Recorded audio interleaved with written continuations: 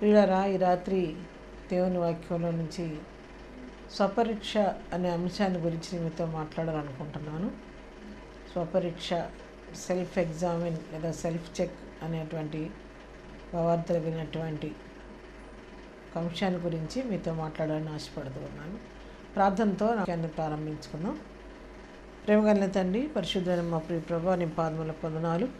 ఈ రాత్రి మీ వాక్యాన్ని మేము ధ్యానం చేస్తుండగా మాతో మీరు ఉండండి. నీ ఆత్మ నడిపింపు దయచేయండి. మీరే ఈ దాస్తులను ఎత్తిపెట్టి మహిమ కొరకు వాడుకోమని యేసునామములో ప్రార్థించి అడిగి పొందుకొని ఉన్నాము తండ్రి, ఆమేన్. స్వపరీక్ష అనే అంశం మీద నేను మాట్లాడుతున్నానండి. ఈ వాక్య భాగాన్ని మనం చూసినట్లయితే స్వపరీక్ష అనేది చాలా తక్కువ మంది మాత్రమే చేసుకుంటూ ఉంటారు. అందరూ ఎదుటివారిలో తప్పు ఎదటానికి ప్రయత్నం చేస్తూ ఉంటాం. సహజంగా ఎదుటివారిలో లోపాలను మనం గమనిస్తూ ఉంటాము. ఒక వ్యక్తి మనం ఎదురుపడ్డప్పుడు పైనుంచి కింద వరకు వాళ్ళని స్కాన్ చేస్తూ ఉంటాము.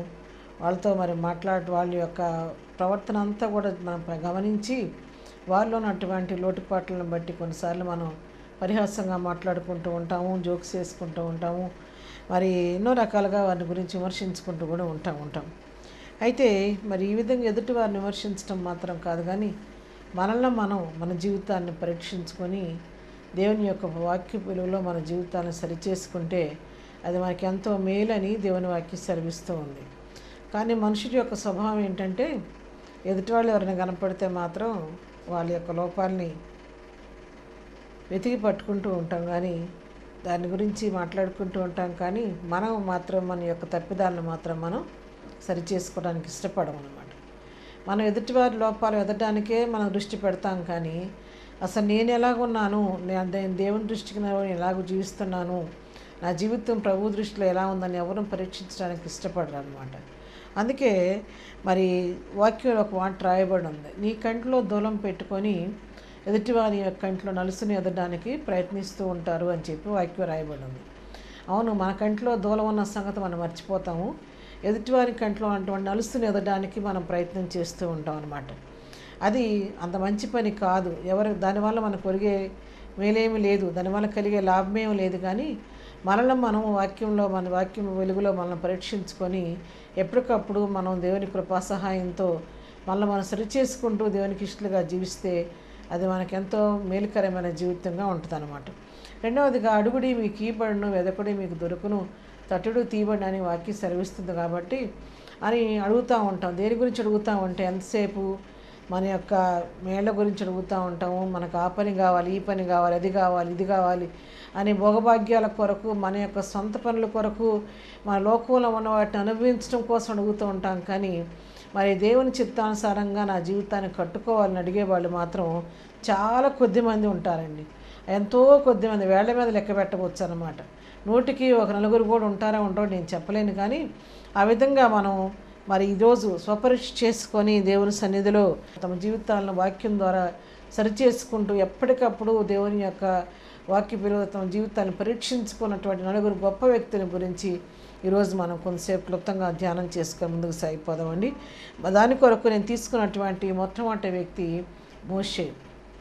మోషే గురించి మనం చూసినట్లయితే మోషే గొప్ప దైవజనుడు, చాలా జ్ఞానం కలిగినటువంటి వ్యక్తి. ఇశ్రాయేలు జనాంగాన్ని ఐగుప్తు నుండి కనాను యాత్ర 40 సంవత్సరాలు నడిపించినటువంటి గొప్ప నాయకుడు ఆయన.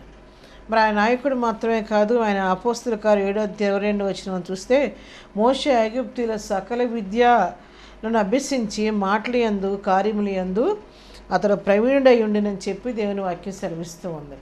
ఈ మోషే మాటలయందు కార్యములయందు ప్రవీణుడై ఉండి సకల విద్యలను అభ్యసించి మరి దేవునికి ఇష్టడిగా జీవించిన వ్యక్తిగా మోషేని గురించి మనం చూడగలుగుతూ ఉన్నాం అన్నమాట. అయితే ఈ మోషే చేస్తున్న ప్రార్థన ఏ విధంగా ప్రార్థిస్తున్నాడంటే 70వ కీర్తన 12వ మనం చూస్తే, మాకు జ్ఞాన హృదయం కలిగినట్లుగా చేయము, మా దినములు లెక్కించటకు మాకు నేర్పుము.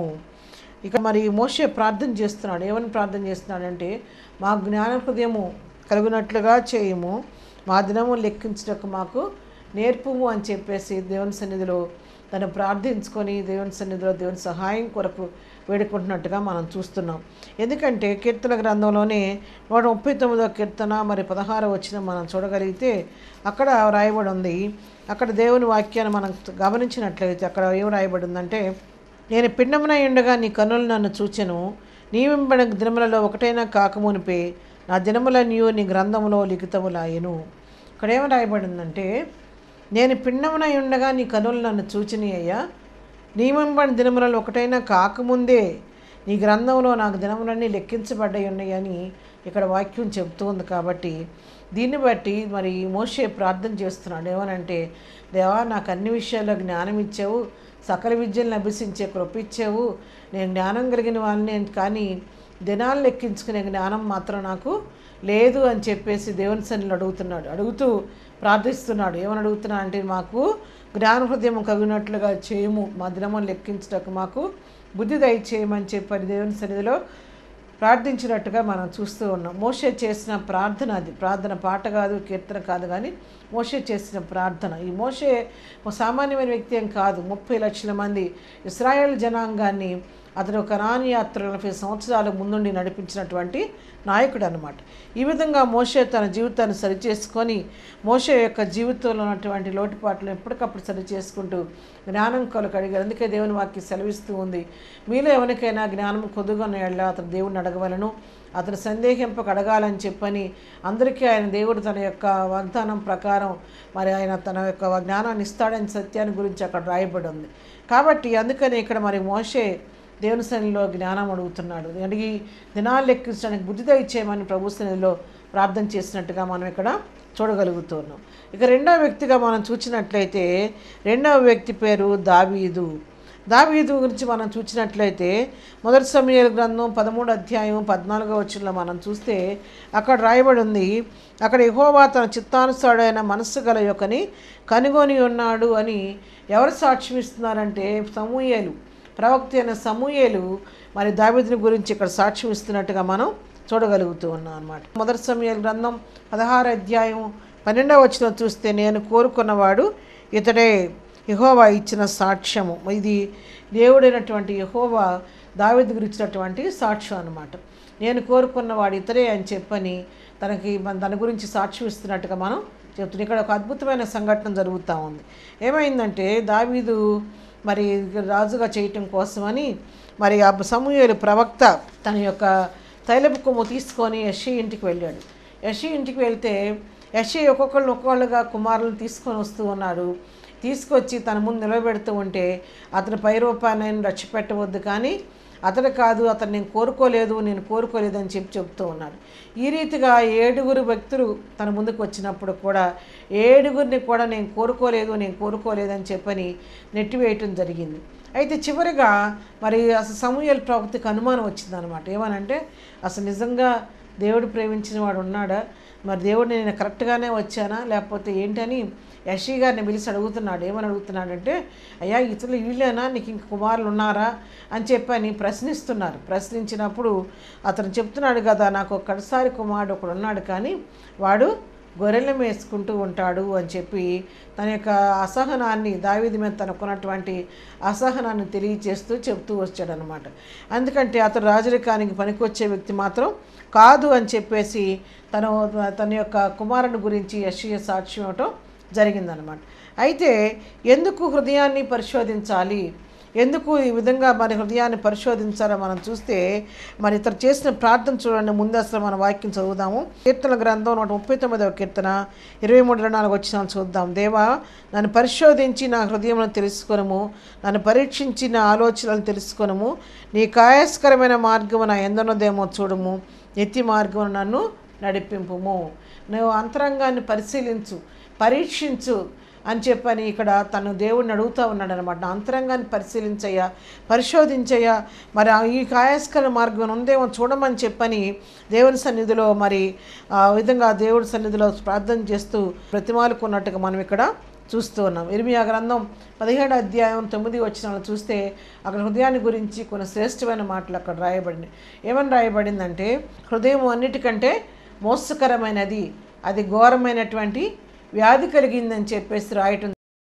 హృదయం అన్నిటికంటే మోసకరమైంది కాబట్టి ఆ హృదయం విషయంలో జాగ్రత్తగా ఉండాలి. కాబట్టి మరి ఆ విధంగా తన జీవితంలో ఏ విధంగా ఉండాలో దాని గురించి హెచ్చరిస్తూ దేవుడి సన్నిధిలో ప్రార్థించినట్టుగా మనం చూస్తూ ఉన్నాం అనమాట. కాబట్టి అందుకే హృదయాన్ని పరిశీలించమని అడిగినట్టుగా మనం చూస్తున్నాం.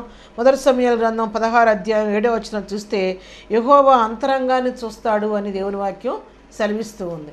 ఆయన అంతరంగాల్ని పరిశీలించే దేవుడు, పరిశోధించే దేవుడు కాబట్టి, ఆ అంతరంగాలను చూస్తున్న దేవుడు కాబట్టి మనం ఆ హృదయాన్ని ఎప్పటికప్పుడు మనం సరిచేసుకుంటూ జాగ్రత్తగా నడుచుకోవాలని దేవుని వాక్యం సెలవిస్తూ ఉంది. 2వ దినవృత్తాంతాల గ్రంథం 6వ అధ్యాయం 30వ వచనం చూస్తే నీవు ఒక్కడివే మానవుల హృదయమును ఎరిగిన వాడవు అని దేవుని వాక్యం సెలవిస్తుంది.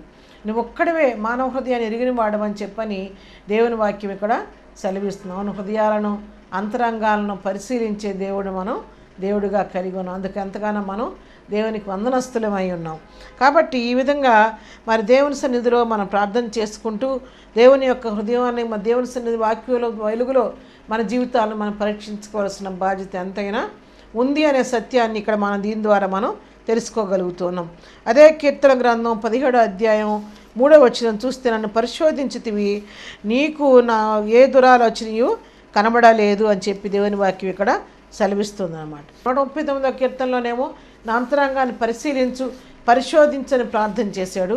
17వ కీర్తనలోకి వచ్చేసరికి ఏం చెప్తున్నాడంటే రాత్రివేళ నీవు నన్ను దర్శించి నా హృదయమును పరిశీలించితివి, నన్ను పరిశోధించితివి, నీకు ఏ దురాలోచనయు కానరాలేదు, నోటి మాట చేత నేను అతిక్రమింపను.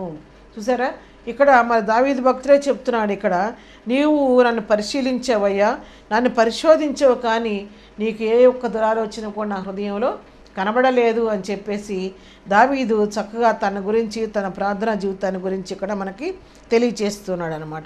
కాబట్టి ఈ విధంగా మోషే ప్రార్థన చేసి జ్ఞానాన్ని దయచేయమని అడిగాడు. మరి ఇక్కడ దావీదు ప్రార్థన చేసి నా హృదయాన్ని అంతరంగాన్ని పరిశోధించమని దేవుని సన్నిధిలో ప్రార్థించినట్టుగా మనం చూడగలుగుతూ ఉన్నాం. మరి మూడవ వ్యక్తిగా అతడు ఇష్టానుసారైనటువంటి మనుషుడు దావీదు, నా ఇష్టానుసారైన మనుషుడు. అపోస్తలుల కార్యం 13:22 వచనం చూస్తే అతడు నా ఇష్టానుసారైనటువంటి మనుషుడు అని చెప్పి దేవుని వాక్యం సెలవిస్తుంది. కాబట్టి దేవునికి ఇష్టమైనటువంటి మరి మనుషుడు అయినప్పటికి కూడా తన జీవితాన్ని ఎప్పటికప్పుడు తను పరిశీలించుకుంటూ మరి తన జీవితాన్ని పరీక్షించుకుంటూ ప్రభు కృపలో ముందుకు సాగిపోయినట్లుగా మనం ఇక్కడ చూడగలుగుతున్నాం. ఇక మూడవదిగా చూస్తే మూడవ వ్యక్తి ఎవరు ఇక్కడ మనకు కనబడుతున్నారని ఆలోచన చేస్తే ఆ మూడవ వ్యక్తి పేరు యెషయా. యెషయాను గురించి మనం చూస్తే యెషయా ప్రవక్త ఆయన ఎవరంటే ఆయన పెద్ద ప్రవక్తల్లో ఒక ప్రవక్తగా ఉన్నాడు. మరి అతను చెప్పిన ఏది కూడా తూచా తప్పకుండా నెరవేరినట్టుగా మనం చూస్తూ ఉన్నాం అనమాట. యేసు ప్రభు వారి యొక్క జననాన్ని గురించి ఈ యొక్క యెషయా ప్రవక్త ముందుగానే ప్రవచించాడు. ఎలాగ ప్రవచించాడంటే యెషయా గ్రంథం 7వ అధ్యాయం 14వ వచనం చదువుదాము. కాబట్టి ప్రభు తానే యొక్క సూచన మీకు చూపును, ఆలకించుడి, కన్యక గర్భవతి అయ్యే కుమారునికి అతనికి ఇమ్మానుయేలను పేరు పెట్టును. ఇక్కడ మరి ఏమని చెప్తున్నాడంటే ఇక్కడ కన్యక గర్భవతి అయ్యే కుమారునికి అంటుంది, ఆ కుమారునికి ఇమ్మానుయేలు అనే పేరు మీరు పెడతారు అనే సత్యాన్ని ఇక్కడ ముందుగానే తెలియజేసినట్టుగా మనం చూస్తున్నాం. అదేవిధంగా యెషయా గ్రంథం 9:6లో చూస్తే ఏలియనగా మనకు శిశువు పుట్టెను, మన కుమారుడు అనుగ్రహింపబడెను, అతని ఆయన భుజం మీద రాజ్యభారం ఉండునని చెప్పి ఇక్కడ మనకు కనబడుతోంది. యేసు ప్రభు వారి యొక్క జననాన్ని గురించి ముందుగానే ప్రవచించినటువంటి గొప్ప ప్రవక్త ఈ యొక్క యెషయా ప్రవక్త. అయితే ఇటువంటి గొప్ప ప్రవక్త మృతి పొందిన సంవత్సరం మరి చనిపోక ముందో తర్వాత మనకు తెలియదు, కానీ సంవత్సరం అని రాస్తూ ఉన్నారు అక్కడ. ఆ సంవత్సరంలోనే యెషయా ప్రవక్తకి ఒక దర్శనం కలిగింది. ఆ దర్శనంలో ప్రభువారు సింహాసనాసీనుడై కూర్చున్నప్పుడు మరి ఆయన చూస్తూ ఉన్నప్పుడు ప్రభు యొక్క మహిమను చూచిన వెంటనే తర్వాత తన హృదయంలో పరీక్షించుకున్నప్పుడు ఎలా కనపడ్డాయి అంటే తన క్రియలు, తన నీతి క్రియలు గుడ్డపిలకల్లాగా మురిగుడ్డల్లాగా కనపడుతున్నాయి అంట. ఎవరికి? ప్రవక్త అయినటువంటి యెషయాకి. వెంటనే కూడా యెషయా ఏం చేశాడంటే ఏమాత్రం తడవ చేయకోకుండా, ఆలస్యం చేయకోకుండా ప్రభు సన్నిధిలో యథార్థంగా తన స్థితిని ఒప్పుకుంటున్నాడు. ఏమని ప్రార్థిస్తున్నాడంటే 5వ వచనం 6:5, నేను అపవిత్రమైన పెదవులు గలవాడను, అపవిత్రమైన పెదవులు గల జనుల మధ్యలో నివసించువాడను, నేను నశించి తిని రాజును సైన్యులకు అధిపతినగు యెహోవాను నేను కనిలారా చూచితుననుకొంటిని. దేవుని సన్నిధిలో ప్రార్థన చేస్తున్నాడు. ఏమని ప్రార్థన చేస్తున్నాడంటే నేను అపవిత్రమైన పెదవులు కలిగిన వాడను, అపవిత్రమైన పెదవులు గల మనుషుల మధ్య నేను నివసిస్తున్న వాడను, నేను నశించిపోయాను, రాజును సైన్యులకు అధిపతినగు యెహోవాను నేను కనులారా చూస్తున్నానని చెప్పి యథార్థంగా తన హృదయ స్థితిని ప్రభు సన్నిధిలో తను ఒప్పుకున్నట్టుగా మనం ఇక్కడ చూస్తాం. నేను గొప్ప ప్రవక్తను కదా, నేనేంటి ఈ విధంగా ప్రార్థన చేయటమే, నాలో లోపం ఉండటం ఏంటి అని అనుకోలేదు ఆయన. అనుకోకుండా ఎప్పుడైతే తన స్థితిని గమనించుకున్నాడో ఏమాత్రం కూడా తన యొక్క జీవితాన్ని దాచుకోకుండా యథార్థంగా ప్రభు సన్నిధిలో అందుకే అతిక్రమాలు దాచిపెట్టేవాడు వర్ధిల్లడు, వాటిని ఒప్పుకొని విడిచిపెట్టేవాడు కనికరం పొందనని చెప్పి దేవుని వాక్యం సెలవిస్తోంది. ఈ విధంగా తన యొక్క గొప్ప ప్రవక్త అయినప్పటికి కూడా ఎప్పుడైతే శిలువ దర్శనాన్ని ప్రభువారి యొక్క అత్యంతమైన సింహాసనం మందు ఆశ్రయైన ప్రభువుని ఎప్పుడైతే చూచాడో వెంటనే తన హృదయ స్థితిని గమనించుకొని యథార్థంగా ప్రభు సన్నిధిలో ప్రార్థన చేస్తున్నాను. నా అపవిత్రమైన పెదవులు కలిగిన వాడను, అపవిత్రమైన పెదవులు గల మనుషుల మధ్య నేను నివసిస్తున్నానని చెప్పి యథార్థత ఇస్తున్న ఒప్పుకున్నప్పుడు అప్పుడు కిందకు చూస్తే మనం మరి అప్పుడు ఆ సిరాపుల్లో ఒకడు తాను బలిపీఠం మీద నుండి కారుతో తీసిన నిప్పును చేత పట్టుకుని నా యొద్దకు ఎగిరి వచ్చి నా నోటికి దాన్ని తగిలించి, ఇది నీ పెదవులకు తగిలేను గనుక నీ పాపమునకు ప్రాయశ్చిత్తమాయెను, నీ దోషము తొలగిపోయాను అనెను. చూసారా, అప్పుడు శరాపుల్లో ఒకడు బలిపీఠం మీద నుండి ఒక నిప్పుని తీసుకొని వచ్చి ఆ నిప్పుతో యెషయా పెదవులు కాల్చాడంట. కాల్చి ఏం చెప్తున్నాడంటే, ఇది నీ పెదవులకు తగిలింది కనుక నీ పాపమునకు ప్రాయశ్చిత్తం జరిగిందయ్యా అని చెప్పని యెషయాకు మాట చెప్పినట్టుగా మనం చూస్తున్నాం. ఇది నిజంగా తీసుకొచ్చి తన యొక్క జీవితాల్లో మరి కాల్చడం కాదు, కానీ యెషయా యొక్క ప్రవర్తన దేవునికి ఇష్టంగా ఉంది, తన యోగ్యుడిగా సిద్ధపడని సత్యాన్ని తెలియచేయటం కోసం ఒక రూపకల్పన కొరకు ఈ యొక్క మాటను ఇక్కడ రాయబడి తన స్థితి యథార్థంగా ఒప్పుకున్నాడు. కాబట్టి మా దర్శనం ఏంటంటే ఇది సంకేత రూపకమైనటువంటి పాపాలు క్షమించబడినవి అని దానికి మరి గుర్తుగా అతనికి నిశ్చయిత కోసం కలిగించడానికి కలిగినటువంటి దర్శనం అన్నమాట ఇది. కాబట్టి ఈ దర్శనంలో మరి తన జీవితాన్ని సరిచేసుకొని దేవునికి ఇష్టడిగా జీవించినట్టుగా మనం ఇక్కడ చూడగలుగుతూ ఉన్నాం. అయితే ఇక్కడ యెషయా తర్వాత చెప్తాడు, యెషయా గ్రంథం 59 అధ్యాయం 1-2 వచ్చిన మనం చూడగలిగితే, రక్షింపనేరకుడినట్లు యెహోవా హస్తము కొరచ కాలేదు, విన్నేరకున్నట్లు ఆయన చెవులు మందం కాలేదు, కానీ మీ దోషములు మీకును మీ దేవునికిని అడ్డముగా వచ్చెను, మీ పాపములు ఆయన ముఖమును మీకు మరుగుపరిచిన గనుక ఆయన ఆలకింపకున్నాడు అని ఇక్కడ చెప్తున్నాడు. తన అనుభవపూర్వకంగా తను చెప్తున్నాడు. ఇక్కడ ఏమనంటే, మరి మీకు మీ దేవుని మధ్య ఏమి ఆయన వెనకలేరకున్నట్టు ఆయన చెవులు బంధం కాలేదు, కానీ మీకు మీ దేవునికి మధ్య ఏం అడ్డుగా వస్తున్నాయి అంట, మీ దోషములు దేవునికి మీకు మధ్య అడ్డుగా వస్తున్నాయి, కాబట్టి వాటిని ఒప్పుకొని విడిచిపెట్టాలి అని చెప్పేసి ఇక్కడ మరి ప్రేమతో ఇక్కడ యెషయా హెచ్చరిస్తున్నట్టుగా మనం చూస్తున్నాం అన్నమాట. ఈ సత్యాన్ని తెలిసినటువంటి యెషయా తన జీవితంలో కూడా తనకు కనబడిన కొద్దిపాటి పొరపాటును యథార్థంగా దేవుని సన్నిధిలో ఒప్పుకొని తన జీవితాన్ని సరిచేసుకొని తన పెదవులు కాల్చబడిన తరువాత తను ప్రభు సేవకులు సిద్ధపడట్టుగా మనం చూస్తున్నాం. కింద భాగాల్లో మనం చూస్తే అప్పుడు అడుగుతున్నాడు ప్రభు, ఎవరిని పంపుదును నేను, నా నిమిత్తం ఎవరు పోతారు అని చెప్పి ప్రశ్నిస్తే ఏ మాత్రం కూడా ఆలస్యం చేయకోకుండా తనకుండా మెనక్కుండా ఇక వెంటనే ముందుకు వస్తున్నాడు. ఎవరో యెషయా ప్రవక్త. ఇప్పుడు ఏమని చెప్తున్నాడు, 8వ వచనం చూస్తే, నేను ఎవరిని పంపెదను, ఆ నిమిత్తం ఎవడు పోనని ప్రభువు సెలవీయగా వంటిని, అంతటి నేను చిత్తగించుము, నేను ఉన్నాను, నన్ను పంపుమనగా. ఎప్పుడైతే పాపానికి ప్రాయశ్చిత్తం కలిగిందో ధైర్యంగా ముందుకు వస్తున్నాడు. తను పొందిన రక్షణానందాన్ని, తను పొందినటువంటి ఆత్మీయతను ఎదుటివారికి కూడా చెప్పాలి, ఎదుటివారిని కూడా ప్రభు వైపు త్రెప్పాలి అని ఒక సదుద్దేశంతో యెషయా ఇక్కడ ముందుకు వస్తున్నట్టుగా మనం చూస్తున్నాం. 3 వ్యక్తులను త్వరగా చూసాము. ఇప్పుడు ఇక 4వ వ్యక్తి గురించి మనం చూడబోతున్నాం. ఆ 4వ వ్యక్తి ఎవరంటే అపోస్తులైనటువంటి పౌలు అన్నమాట. అపోస్తులైన పౌలు గురించి మనం చూసినట్లయితే, ఈ అపోస్తుల యొక్క పౌలు తను ఏ విధంగా ప్రార్థన చేస్తున్నాడంటే, 1 కొరింథీ పత్రిక 9వ అధ్యాయం 27వ వచనం ఒకసారి చదువుకుందాం. గాలిని కొట్టినట్టు నేను పోట్లాడటం లేదు, కానీ ఒకవేళ ఇతరులకు ప్రకటించిన తరువాత నేనే భ్రష్టుడైపోదునేమో అని నా శరీరమును నలగగొట్టి దానిని లోపరుచుకొనుచున్నాను. చూసారా, ఇతరులకు బోధించిన తర్వాత, అనేకులకు సువార్త ప్రకటించిన తర్వాత నేనే భ్రష్టుడైపోతానేమో అని చెప్పేసి ఎప్పటికప్పుడు నేను నా జీవితాన్ని నలగొట్టుకొని నేను దాన్ని లోపరుచుకుంటున్నానని చెప్పని ఇక్కడ పౌలు తన యొక్క మంచి సాక్ష్యం ఇస్తున్నాడు. పౌలు అంటే ఎవరండి? మనకు తెలియని వ్యక్తి ఏం కాదు, మనకు అందరికీ తెలిసిన వ్యక్తే. ఎంతో ప్రభువుకి ఇష్టడుగా అతని నామిత్తము మరి నిందను అనుభవించడానికి నేర్పరచుకున్నటువంటి నామను మరి సాధనం అని చెప్పేసి అని ప్రభువే మరి పౌలు గురించి సాక్ష్యం నేర్పరచుకున్నటువంటి సాధనం అని చెప్పాడు. ప్రభు చేత ఏర్పరచబడినటువంటి సాధనం. మరి అటువంటి వ్యక్తి ఇక్కడ ఏమని చెప్తున్నాడంటే, మరి ఇతరులకు బోధించిన తర్వాత నేను ఒకవేళ లోబడి నేను ఒకవేళ భ్రష్టుని అయిపోతానేమో అని తన శరీరాన్ని అంట నలగొట్టుకుంటున్నాడంట. అందుకే ఎందుకు శరీరాన్ని నలగొట్టాలి అని చెప్పని చూస్తే పత్రిక 7వ అధ్యాయం 24వ వచనం చూస్తే, అయ్యో నేనెంత దౌర్భాగ్యుడను, ఇట్టి మరణమునకు లోనొక శరీరం నుండి నన్ను ఎవడో విడిపించును. మరణమునకు లోనైన ఈ శరీరంలో మనం ఉన్నామండి. ఇది నశించిపోయే శరీరం, క్షయమైపోయేటువంటి దేహం ఇది. ఈ దేహంలో జీవిస్తున్నాం కాబట్టి ఆత్మకు శరీరానికి ఎప్పుడు వైరం జరుగుతూ ఉంటుంది. కాబట్టి ఆత్మేమో ప్రభు కొరకు జీవించాలని ప్రభు కొరకు సిద్ధపడుతూ ఉంటే శరీరము ఎప్పటికప్పుడు మనం బలహీనపరుస్తూ వెనక్కి లాగుతూ ఉంటుంది. అందుకే ఎప్పుడు కూడా ఆ శరీరం మనల్ని డామినేట్ చేయకూడదు, కానీ మనం శరీరాన్ని ఎప్పటికప్పుడు మనం లోపరుచుకోవలసిన వారంగా ఆ విధంగా లోపరుచుకోగలిగిన శక్తి మనలో ఉంటే ఈ లోకాన్ని, శరీరాన్ని, పాపాన్ని మనం సులువుగా జయించగలుగుతాము.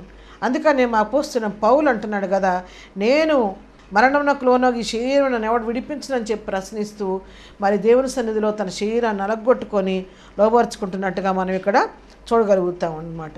2 తిమోతి పత్రిక 2వ అధ్యాయం 5వ వచనంలో కూడా చూస్తే, జట్టి అయిన వాడు ఎట్లా పోరాడాలంట?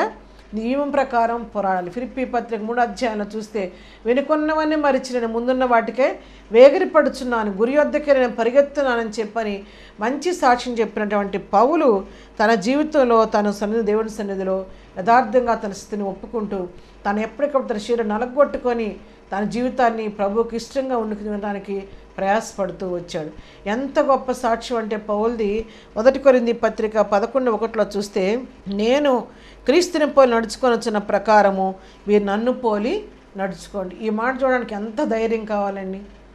అసలు ఎంత చక్కగా చెప్తున్నాడు పౌలు ఇక్కడ, నేను క్రీస్తుని పోలి నడుచుకొనుచున్నాను. మీరెవరిని పోలి నడుచుకోవాలి? మీరు నన్ను పోలి నడుచుకోవాలి. అంటే నేను క్రీస్తులాగానే జీవిస్తున్నాను, ఇంచుమించు క్రీస్తులాగానే నా జీవితం ఉంటుంది. కాబట్టి నేను క్రీస్తు ఎలా ఉన్నాడు అలాగే నేను నడుచుకుంటాను. కాబట్టి మీరు నన్ను పోలి నడుచుకోండి అని చెప్పని మనల్ని హెచ్చరిస్తూ ఉన్నాడు. అందుకే మొదట క్రీస్తు మనకు మాదిరి ఎంచిపోయాడు. ఆ మాదిరిలో అపోస్తలుడైన పౌలు నడుస్తున్నాడు. నేను ప్రభువు మార్గంలో నడుస్తున్నాను కాబట్టి నన్ను పోలి మీరు నడుచుకోండి అని చెప్పని చక్కగా ధైర్యంగా చెప్పగలుగుతున్నాడు. ఇంకొక సాక్ష్యం కూడా చెప్పాడు. 2 తిమోతి పత్రిక 4వ అధ్యాయం 7వ వచనం చూస్తే, మంచి పోరాటం పోరాడి తిని నా పరుగు కడముట్టించి తిని విశ్వాసం కాపాడుకుంటుని ఇక మీదట నా కొరకు నీతి కిరీటం దాచబడి ఉందని చెప్పని పౌలు చక్కగా సాక్ష్యం ఇస్తున్నాడు. ఏం చెప్తున్నాడు? నేను మంచి పోరాటం పోరాడాను, నేను నా పరుగుని నేను కడముట్టించాను, నా విశ్వాసాన్ని నేను కాపాడుకున్నాను, ఇక మీదట నా కొరకు ఏముందంట? నీతి కిరీటం నా కొరకు దాచబడి ఉందని చెప్పని ధైర్యంగా మరి పౌలు తన గురించి తన సాక్ష్యం ఇవ్వగలుగుతున్నాడు. సాక్ష్యం నీవు నేను కలిగి ఉన్నాము. అంత ధైర్యం, అంత నిశ్చయిత మనలో ఉందా? కానీ అంత గొప్ప సాక్ష్యం ఇచ్చినటువంటి పౌలు తన జీవితాన్ని ఎప్పటికప్పుడు అంతగా పరీక్షించుకోబట్టే అంత ధైర్యంగా ఆ మాటను చెప్పగలుగుతున్నాడు. అయితే ఇక్కడ మరి ఈ విధంగా పౌలు తన జీవితంలో తను ఏ విధంగా కూడా ఎన్నడూ కూడా తప్పిపోయిన వ్యక్తి కాకుండా తన కలిగిన విశ్వాసాన్ని, తన భక్తిని కాపాడుకుంటూ ఎంత గొప్ప పరిచర్య చేశాడంటే పౌలు మరి క్రొత్త నిబంధనలో మొత్తం 27 పుస్తకాలు ఉంటే దానిలో దాదాపు సగం పుస్తకాలు 13 పుస్తకాలు 14 పుస్తకాలు దాదాపు అపోస్తలుడైన పౌలే రాశాడు. అనేకమైన సంఘాలను హెచ్చరించినటువంటి వ్యక్తి, అనేక మందికి ఉత్తరాలు రాసినటువంటి వ్యక్తి, అనేకులు బలపరిచినటువంటి వ్యక్తి, మరి అనేకులకు సువార్తను బోధించినటువంటి వ్యక్తి, ఇతరులకు బోధిస్తూనే తన వ్యక్తిగతంగా తన జీవితాన్ని కట్టుకుంటూ వచ్చాడు. క్రీస్తు అనే పునాది మీద తన పునాదిని నిలబెట్టుకుని, ఎందుకంటే 1 కొరింథీ పత్రిక 3వ అధ్యాయం 12 నుంచి 15 వరకు చదవగలిగితే మనం పునాది ఎప్పుడు గట్టి నిలబడాలి, కానీ అది కూలిపోయేదిగా, అది మరి కాలిపోయేదిగా ఆ పునాది ఉండకూడదు. వేయబడిన పునాది తప్ప వేరొక పునాది దాని మీద మరలా పడకూడదు అని చెప్పి వాక్యం సెలవిచ్చినట్టుగా లోకానుసరమైనటువంటి ఆలోచనలు, తలంపులు, లోకానుసరమైనటువంటి ఆచారాలనే పునాది మన పడకుండా తన మీద ఎప్పటికప్పుడు తను చాలా బహు జాగ్రత్తగా ఉన్నట్టుగా పౌలుని గురించి మనం ఇక్కడ తెలుసుకోగలుగుతున్నాం. అంత జాగ్రత్తగా ఎందుకు అంటున్నాడు? ఇతరులకు లెటర్స్ రాస్తున్నాను, సంఘాలని హెచ్చరిస్తున్నాను, ఇతరులకు బోధిస్తున్నాను, బాగుంది. కానీ ఒకవేళ నేనే ఇతరులకు చెప్పిన తర్వాత ఏ ఆత్మీయ గర్వం నాలో వస్తుందేమో, శారీరక గర్వం నాలో వస్తుందేమో, లేకపోతే లోకం నాలో పనిచేస్తుందేమో, నాకు ఈ మరణానికి పాత్రమైన శరీరం నన్ను డామినేట్ చేస్తేమోనని ఎప్పటికప్పుడంట ప్రభు యొక్క వాక్య వెలుగులో రాత్రి సమయాల్లో ఆయన దాన్ని పగలంతా సువార్త ప్రకటించేవాడంట. రాత్రి సమయాల్లో తాను ఎప్పటికప్పుడు స్వపరీక్ష చేసుకుంటూ ఉండేవాడంట. అందుకే ఇతరులకు ప్రకటించిన తర్వాత నేను భ్రష్టుడిని అయిపోతానేమోనని నా శరీరం నలగొట్టుకొని నేను దాన్ని లోపరుచుకుంటున్నానని చెప్పని అపోస్తలుడైన పౌలు చక్కగా సాక్ష్యం ఇస్తున్నాడు. కాబట్టి తన జీవితం ఇంత చక్కగా ఎప్పటికప్పుడు మరి తన జీవితాన్ని పరీక్షించుకుంటూ జీవించిన వ్యక్తి కాబట్టి ధైర్యంగా చెబుతున్నాడు, నా కొరకు ఇక మీదట నీతి కిరీటము ఉంచబడి ఉంది. అంత మాత్రమే కాదండి, ఆ కింద వచ్చి నన్ను చదివితే అక్కడ మనకు చెప్తున్నాడు, ఆ కిరీటం నాకు మాత్రమే కాదు కానీ తన ప్రత్యక్ష అపేక్షించే ప్రతి వారికి ఆ కిరీటం ఇవ్వబడుతుందని చెప్పిన సత్యాన్ని కూడా అక్కడ తెలియజేశాడు. మరి ఆ కిరీటం నువ్వు నేను పొందుకోవాలంటే మనం ఎలా ఉండాలి? పౌలు వలె మనం కూడా మన జీవితాన్ని ఎప్పటికప్పుడు మనం స్వపరీక్ష చేసుకుని మన పిలిపేంటి, మన గురేంటి, మన నిశ్చయిత ఏంటి, మన దర్శనం ఏంటి అని మనం ఎప్పటికప్పుడు మన జ్ఞాపకం చేసుకుంటూ గురి యొద్దకే పోయేవారిగా ఉండాలి. వీళ్ళు నడుస్తున్న మార్గంలో తొట్టుపడకుండా ఉండాలి. ఎప్పటికప్పుడు మనం స్వపరీక్ష చేసుకుంటూ ఉండాలి. ఫిలిప్పీ పత్రికలో చెప్తున్నాడు పౌలు, నేను వెనుకున్నవన్నీ మరిచి ముందున్న వాటికే నేను వేగిరి పడుతున్నాను, గురి యొద్దకే నేను పరిగెత్తున్నానని చెప్తున్నాడు. కాబట్టి మనం కూడా నీ గురి నా గురి ఏంటి, క్రీస్తులో ఏ గురి నువ్వు కలిగి ఉన్నావు అని చెప్పి మనం ఎవరికి వారం పరీక్షించుకొని గురి యొద్దకు పరిగెత్తే వారంగా ఉండాలని దేవుని వాక్యం ద్వారా మనం ఇక్కడ నేర్చుకుంటున్నాం అన్నమాట. అయితే ఈ విధంగా ఈ రాత్రి ప్రియులారా 4 వ్యక్తుల్ని నేను మీ ముందు పెట్టాను. మొట్టమొదటి వ్యక్తి మోషే. ఆయన గొప్ప నాయకుడు, గొప్ప విద్యావేత్త, జ్ఞానం కలిగిన వ్యక్తి అయినప్పుడు కూడా 30 లక్షల మంది సైన్యాన్ని నడిపించినటువంటి నాయకుడు అయినప్పుడు కూడా తన ప్రభు సన్నిధిలో ఒక చిన్న పిల్లవాడిలాగా నా జ్ఞానం దయచేయ అని ప్రభువుని అడిగాడు. దావీదు దేవునికి ఇష్టానుసుడైన మనుషుడు అయినప్పుడు కూడా ఆయన ఎప్పటికప్పుడు తన హృదయాన్ని పరిశీలించమని ప్రభువుని అడిగాడు. యెషయా గొప్ప ప్రవక్త అయినప్పుడు కూడా ప్రభు దర్శనాన్ని చూసి తన జీవితాన్ని పరీక్షించుకొని తన పాపాన్ని యథార్థంగా ఒప్పుకున్నాడు. పౌలు అంతటి వాడు తన జీవితాన్ని ఎప్పటికప్పుడు తన శరీరం నలగొట్టుకొని లోపరుచుకున్నా అని చెప్పాడు. కాబట్టి మరి నీవు నేను ఏపాటి వారు మనం కూడా ఎదుటివారి లోపల ఎదటం మానివేసి ఇక నుంచి అయినా వ్యక్తిగతంగా మనల్ని పరీక్షించుకుంటూ మన పరిస్థితి ఎలాగుందో దేవుని సన్నిధిలో పరీక్షించుకుంటూ దేవుని చిత్తానుసారం సాగిపోవాలని ప్రేమతో హెచ్చరిస్తూ నా మాటలు ముగిస్తున్నానని చిన్న ప్రార్థన చేసుకుందాం. ప్రేమ కలిగిన తండ్రి, నీ కొందనాలు. ఈ రాత్రి నీ వాక్యం విన్నాం తండ్రి. మేము కూడా మా జీవితాల్లో మా పిలుపును, మా గురిని, మా నిర్లక్ష్యాన్ని, మా యొక్క లక్ష్యాన్ని గుర్తుపెట్టుకొని ప్రభువా మేము మా సన్నిధిలో ఎప్పటికప్పుడు మా జీవితాన్ని పరీక్షించుకుంటూ స్వపరీక్ష చేసుకుంటూ నీకు ఇష్టలుగా జీవించే కృప మాకు దయచేయమని యేసు నామములో ప్రార్థించి అడిగి పొందుకొని ఉన్నాము తండ్రి. ఆమేన్. ప్రభువా